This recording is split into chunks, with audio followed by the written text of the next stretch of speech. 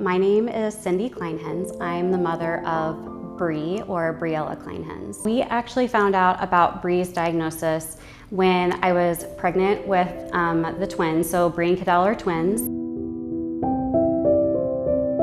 She was only 1 pound 11 ounces, and she did get the diagnosis of arthrogryposis. She was born with her hands tucked together, her legs were tucked together as well. She was being intubated because she was only 1 pound 11 ounces. She didn't have a typical looking airway, and so as they were doing it, they hit the vocal cords and paralyzed them or damaged them. So now she can only talk in just a whisper. I don't even know without going and counting how many different surgeries she's had. She has a medical resume that's 2 pages front and back. With her being so medically complex, we go to these appointments and we think that they're just gonna be normal appointments, and then it feels like you get slapped in the face.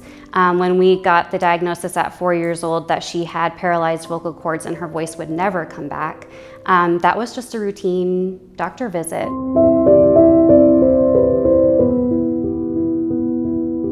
She's never been out of my sight. I really, really wanted her to have the opportunity to be her own person and not always have me by her side helping her. What is Flying Horse Farms? It's a place where kids with medical needs, they can have a chance like a new camp. The first year that I dropped her off, it was horrible for me. It was so hard. I'm a part of camp's medical advisory committee, and so I take a part in thinking about camp policies, how to keep kids safe during camp. Camp is such a place where we are allowed to embrace things, like challenge our fears. Camp is really intentional about how we create an environment for every kid. Camp is willing to do the hard work that parents do all the time. Camp has changed her and changed us. I went from thinking that maybe she won't ever be able to live independently. And she comes here and she's motivated to be independent.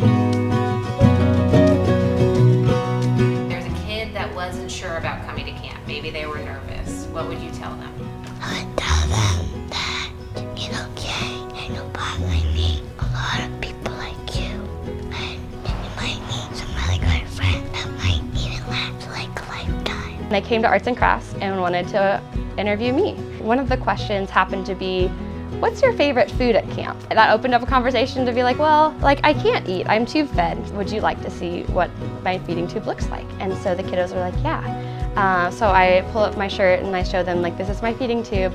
And in that moment, Brie pulled up her shirt, looked at her feeding tube, looked at my feeding tube, looked at me with the biggest smile I've ever seen and said, I've never met an adult like me before.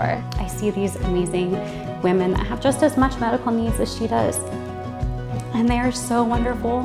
They're living by themselves, they're taking care of themselves. Even with everything that they have going on, they have friendships and they don't need their mom. Brie fully embodies the value of fearless is free. And when she came back, she was like, oh, we did this, and then we did this, and then he gave me this, and then I made this, and then we did this, and she was so excited and happy. I've seen her keep her confidence because she knows that she can do it without any extra help. Try to think good thoughts when you pray, and try to be brave.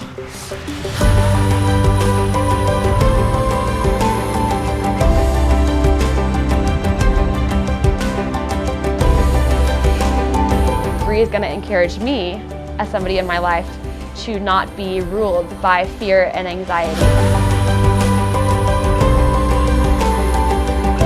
Camp is a wonderful place where we can foster that fearlessness, that free spirit. I get good too, because I want to protect myself. But think beyond that. Even if you really can't think beyond that. Fearless is free.